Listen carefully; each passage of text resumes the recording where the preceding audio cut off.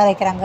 அடுத்து ராஜியும் இருக்காங்க. ராஜியும் ரொம்ப ஃபீல் பண்ணிகிட்டு இருக்காங்க. நெக்ஸ்ட்டு அதுக்கடுத்து செந்தில், சரவணன் 2 பேரும் காட்டுறாங்க. இந்த இடத்துல தான் நீ சொன்னான்னு சொல்லி தேடி பார்க்குறாங்க. டேய் மணி 2 ஆச்சுடா.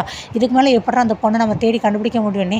எனக்கும் தெரியலண்ணே, வேறு வழி இல்லை. அந்த பொண்ணை கண்டுபிடிச்சா தான் நம்ம கதரை எப்படினாலும் மீட்டு கொண்டு வரலாம் அப்படிங்கிறாங்க.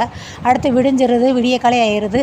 காலையில் பார்த்தோம் அப்படின்னா பாண்டியன், பழனி, ராஜி இவங்க 3 பேருமே போலீஸ் ஸ்டேஷனுக்கு வராங்க. ராஜி வந்து போலீஸ் ஸ்டேஷனில் கூப்பிட்டு விட்டுருக்காங்க விசாரணை செய்யணும் அப்படிங்கிறக்காக. அடுத்து போலீஸ் ஸ்டேஷனில் பைக்லேருந்து வந்து இறங்கின உடனேவும், அம்மா ராஜி நீ எது கேட்டாலும் தைரியமாக பேசுமா, எதுக்கும் பயப்படாத அப்படிங்கிறாங்க. சரிங்க மாமான்ட்டு உள்ளே போகிறாங்க. என்னம்மா நீ தான் இந்த கதிரோட அந்த கடத்தல் பொண்ணுங்களை கடத்தினானே, அவனோட பொண்டாட்டியா நீ அப்படிங்கிறாங்க. ஆமாம் சார், கடத்தினான்னு சொல்கிறீங்க சார், அவன் கதிரில் யாருமே கடத்தவே இல்லை, கண்டிப்பாக கடத்திருக்க மாட்டான் அப்படிங்கிறாங்க.